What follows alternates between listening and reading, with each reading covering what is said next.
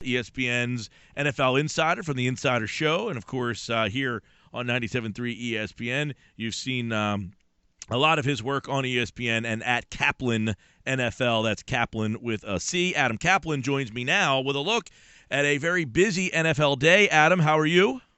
Mike, good to talk to you today. Yeah, it is busy. We're now about 10 days before the NFL draft, and Wednesday is the last day that you could have a player in for a visit. You can work players out, however, privately up to the day of the draft. So lots of things going on here. The Eagles are done working out the quarterbacks for now, and they've already had all of their visits. So now it's just about shuffling deck and make some decisions. So give me your take on the Eagles' quest for a quarterback. Is this legit? Is this smokescreen? Do they have a favorite? Just so we're clear here, teams don't generally do smoke screens. They don't waste their own time. I mean, it's what they generally will do is they're not usually happy, Mike, that the information gets out. But in the Eagles' case, the information got out. Jeffrey Lurie, the owner, was on the trip out west when they worked a bunch of quarterbacks out, and they met privately with these players. And I think it's a situation where they look at Sam Bradford's contract, as it was explained to me, and they look at it as a one-year deal. They really don't know who the future quarterback is going to be past 2016. They'd like to settle on one quarterback for several years ahead. Right now, based on Sam Bradford's contract, they don't know who that quarterback's going to be, and that's why right now, when you're picking at 8, you've got a chance to trade up again to get a franchise-type quarterback. That's why I think their interest was serious in the first pick overall, but of course the Rams were able to get that pick last week. Is their interest serious in moving up to 2? Well, let's put it this way. If you want a quarterback, Mike, now you must deal with the Cleveland Browns. The Browns, as I understand it, are very open to trading out, and I think that as we get closer to the draft, I think that the talk will pick up with the Browns moving that pick. I think when you look at quarterbacks, if you look at the top 10 picks, I think other than the Eagles, Dallas will draft a quarterback, not at 4, but I think they will draft a quarterback this year. Second round makes more sense. I think Dallas will probably look at defense, but I don't think they go with a quarterback at 4. But I will tell you, the Dallas Cowboys, Mike, for what I understand, are spending more time on the quarterback analysis than they have in recent years. Maybe it's because they have number 4, but my understanding is they are spending a lot of time, effort, and money on investigating the quarterback position this year. What about at 8? If Paxton Lynch is on the board at 8, which most likely he would be, I know Peterson kind of poo-pooed that today, but are they that legitimate when they talk about needing to get that quarterback? Would they take Paxton Lynch at number 8? No, Mike, my understanding is they're not hot for Paxton Lynch. And let me throw another thing out there. I think when you look at the Doug Peterson system, he doesn't, Chip Kelly, he didn't need a running quarterback. Chip liked the athletic quarterback. I think Lynch would be probably a better fit for Chip's offense. I think they'd like a more drop-back passer. I think they'd like a guy who could break down the defense, a guy that's a little bit more advanced as a passer. And Lynch is more of a project. He's a real interesting player, just under 6'7", real good athlete for the position. But as it was explained to me by some coaches who have watched the tape and spent time with him, the Memphis offense was one that was really detrimental to a quarterback's progress. He's going to need a lot of development, but a kid, by the way, with a tremendous upside. You just have to be patient with him. And I think in year 2, your hope is that he's ready to play. But year 1, most people don't believe he's going to be ready. Not that the Eagles, if they draft a quarterback, are going to play that guy year 1, but I think the Eagles feel that if they're trading up, they're going to be trading for a franchise-type quarterback.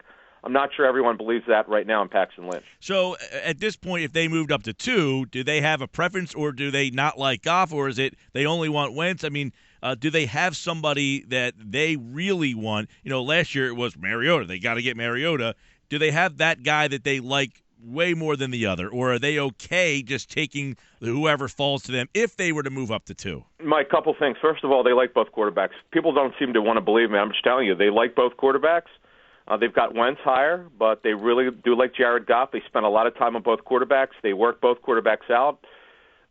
They've had a lot of interest in both players. They're not going to be able to trade up to, let's say, 6 and get either quarterback. If you want Wentz or you want Goff, you're going to have to deal with the Browns. Now at 8, if they stay there, this is the only way they're going to take a lineman. People are talking about an offensive lineman. They would only take a lineman who's got positional versatility, a guy that could come in and play guard right away. Then when Jason Peters retires or they move on from him, that guy who can move out to tackle, because Lane Johnson would either play right or left tackle. I also don't think they're going with a running back. I get the interest in Ezekiel Elliott, having him in for a visit. Elliott was on record saying that the Eagles have shown the most interest in him. Mike, I would be stunned if the Eagles drafted a running back at 8. I don't see it in any way, shape, or form. That's interesting. You have so many people kind of pointing that way towards them. With the spot that they are in, they moved up to get there. Most people would say when you move up, it's because you're targeting somebody. Howie Roseman has said, Adam, many times that he thinks it's a 10-player draft. So when they moved from 13 to 8, do you believe it was because they had somebody in mind? Well, first of all, Roseman swung a great deal with the Dolphins. I was surprised with the value that they got in moving from 13 to 8 in that deal. And I spoke to 2 general managers who've told me that they don't quite have it at 10. They think it's either a 7 to 9 player blue chip prospect draft. And then after that, there's a drop off. So you could see why moving up to 8, that's within that range. And at 13, I don't see your no man's land, but you just don't have that blue chip prospect. And each draft has its own list of blue chip prospects, Mike. And I think this is a draft that there's depth at certain positions, but at quarterback, Mike, it's the drop off. Once it's just a little bit higher than Goff, and then after those 2, there's a drop off, a big drop off to Lynch. Then there's a drop off to Connor Cook, for instance. So yeah, I think if the Eagles were to trade up, it's for one of the quarterbacks. Jalen Ramsey is an interesting player, but I don't see the Eagles really trading up for a player like that. I don't see it. I think it would be a quarterback where they stay there. And as a matter of fact, if they don't trade up for one of the quarterbacks, Mike, because the Eagles don't own a second-round pick, would not surprise me at all if they traded out to try to get a second-round pick back. Yeah, you mentioned no man's land, and I've kind of it's interesting because, Adam, the Eagles at 8, they're in a spot where you mentioned you want a position versatility if you're going to take a lineman because you just don't draft a guard in the top 10. I mean, that's very, very rare. There's so many positions. You just said you'd be stunned if they took Elliott or a running back at number 8. They seem like they're almost in no man's land with what their positional needs are and their spot in the draft. Well, first of all, quarterback is not a need. It's just that, as I said at the top of the interview, they would like to have an idea of who their future is going to be at quarterback, and right now they don't know that. But when you look at their needs, if you rank them, I think cornerback is an obvious need. I think when you look at who might be available, Vernon Hargreaves that's about the 8 is around where he'll go. He's the best pure corner for this draft. I think Jalen Ramsey is a guy you could line him up at safety. You can line him up at corner. He's sort of a jack of all trades type of defensive back. Intriguing player. He's going to go before the Eagles pick. So to me at 8, here's how I see. Here's how I would handicap it. Hargreaves, I think, would be right there. I think they'd pass on Elliott. I think one of the linemen they would move one of those guys into guard only for year 1, maybe year 2, and then that guy, whether it's Stanley or it's Jack Conklin, then they'd play tackle after that. Those to me would be the picks. They're not going to draft a receiver that early. They do, Mike. They're going to add another defensive end somewhere in the draft because they need one more guy. But cornerback to me is a major need for this football team. Then after that, running back, at some point they're going to add another running back, and that's why I think that, again, if they don't trade up, trading out would be the way that they can get more picks because they still have a lot of needs. Adam Caplan's with us, ESPN NFL Insiders at Caplan NFL. I want to get your opinion on 2 guys that have now maybe come into the conversation at 8. One is Bosa, the other one Miles Jack. What's the story with those 2 guys, and if they were in that spot? Jack probably more interesting than Bosa, although Bosa, some people thought might have been the number 1 pick at a time. Yeah, I think Bosa, the earliest he would go would be 4 to Dallas. It would be a need pick. They absolutely need a defensive end. That's one of the biggest reasons why they're not going to draft a quarterback at 4, in my opinion, is because they need a defensive end badly. That you could argue that's the weakest position on the football team. And then Miles Jack, he could go. I don't think the Browns would do this, but I could see a team being really intrigued and him going in the top 5. Jacksonville, to me, is probably the earliest that he'll go. He's a playmaker. You can line up at slot corner. He could play safety. He's going to probably play linebacker. He could play at 34 inside linebacker. You line him up at the weak side on a 4-3. He's an incredible talent. One linebackers coach said he's the highest graded linebacker he's put out there in 10 years. Now, as far as the knee issue, he looks terrific in working out. The only issue is that the meniscus recovery was supposed to be 4 months. It's been a little bit longer than that, and teams just want to know why it's taking so long. I don't get the picture from talking to teams that they're alarmed by any chance. He's going top 10, perhaps top 5 to Jacksonville, and he'll be a very, very good football player. That'll be an interesting to keep an eye on because, there are that's a name that a lot of people think he might be the best player in the draft. I mean, if they had a chance with no injury, they're maybe the top player in the draft without that knee injury. Well, I'll tell you what. Speaking of knee injuries, had Jalen Smith not gotten hurt, he was going top 3, perhaps number 1. So, yeah, it's kind of a weird situation. You've got 2 players that their value has been probably affected a little bit. I would say this on Jalen Smith: if you draft him, you must be very secure in your job because, Mike, there's a realistic chance he doesn't play in 2 years. He's definitely not playing in year 1.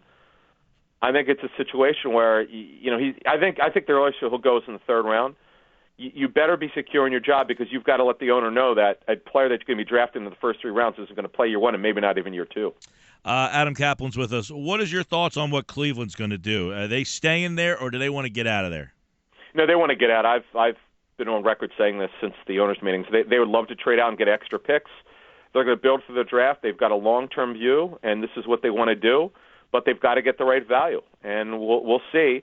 Again, I think unless you're looking for a quarterback, I don't know that any team's going to really trade up to 2, but the Browns could take this to the draft. When they think they've got the right value, I think a deal gets done.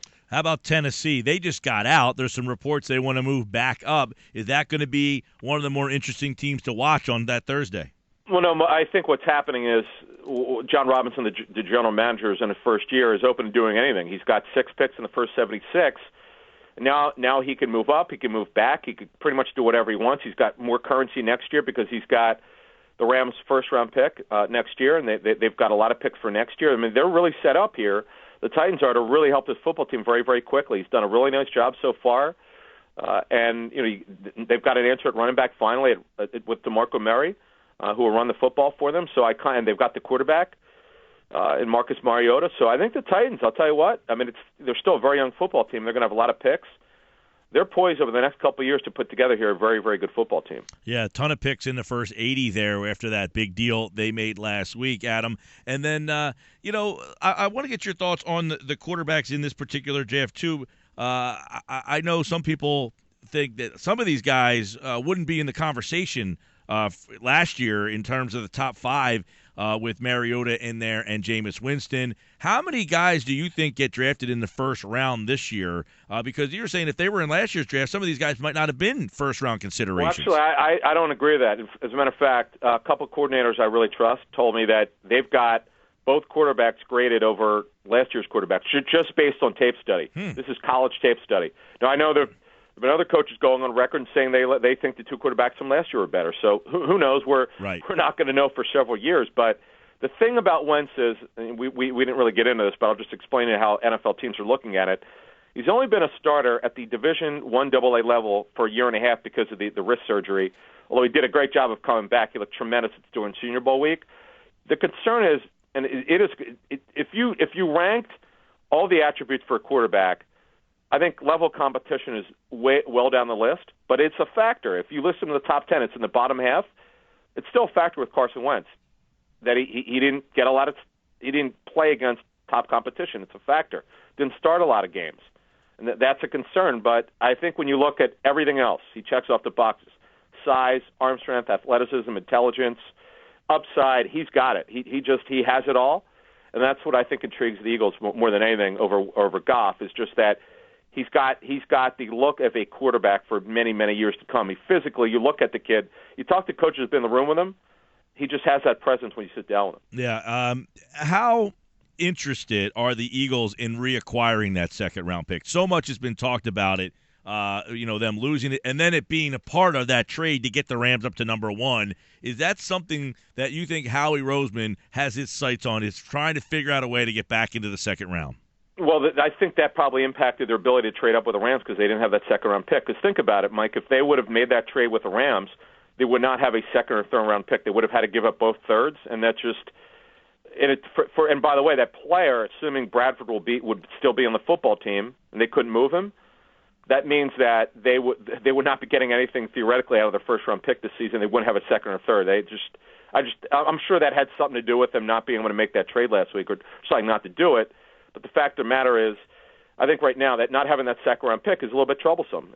But they have enough left because they have two-thirds where they can get some good football players. But I think going forward, if they're at 8, they haven't traded up, I think then you get to start the ball rolling depending on who goes ahead of them of the first 7 picks. Let's say if Hargreaves is gone and Bosa is gone, I mean, to me, I think you trade out, but I have no idea what Howie Roseman's thinking right now. Talking with Adam Caplan here, ESPN, of course, at Caplan NFL. Follow him on Twitter for all this news and stuff. Adam, give us their thoughts on the Fletcher Cox situation. Are they going to get a deal done anytime during, before the draft, after the draft, training camp? What's your take on Fletcher? I mean, the Eagles. I mean, there's really no sense of urgency here because, in one hand, they'd like to get a deal done, but he's under contract for 2016. I wouldn't worry about it. The only time it becomes a problem because he's under contract if he doesn't show up at the start of training camp, then that would be officially a holdout. A player cannot be a holdout if he doesn't have a signed contract. Like franchise players can't be called holdouts because they haven't signed their franchise tender. But Cox is on the final year of his deal, which is the 5th-year option. And to me, the fans don't have to worry about they're not trading Fletcher Cox. It was never consideration. And he's under contract. And by the way, he's going to do incredibly well in this scheme. And Jim Schwartz's wide 9, he's going to do it. If you thought he's played well the last 2 seasons, which was probably top 3 or 4 on the defensive line in the whole league, he's going to take his game to another level this season. So if he has to play on this deal this year, he may take his contract to a level that no one's seen before. By the way, when his deal gets done, it's going to be J.J. Watt's deal. You could take that to the bank. That'll be very interesting to see how this all plays out. Adam Caplan with the NFL news and notes. And, of course, the Eagles draft number 8. A lot of stuff surrounding them, of course, with Peterson and Roseman both speaking today. The Eagles workouts tomorrow. By the way, Fletcher Cox will not be there. Neither will Darren Sproles. He's got a family thing. But I guess Fletcher just taking the time off, right? Well, yeah, I mean, he does. It's not mandatory, so that's right. That's the situation. So he's about the only guy there. So we'll see. Adam Caplan with more at Caplan NFL. Thanks, Adam. Thank you.